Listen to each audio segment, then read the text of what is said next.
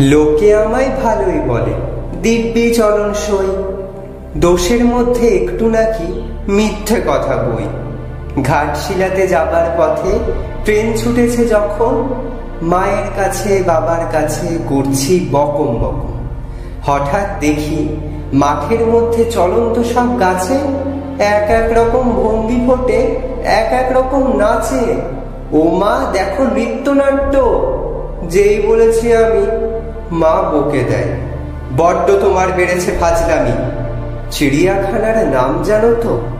আমার সেজো মেশর আদর করে দেখিয়েছিলেন পশুরাজের কেশর। কদিন পরে চুন খসানো দেওয়াল জুড়ে এ কি ঠিক অবিকল সেই রকমই মূর্তি যেন দেখি।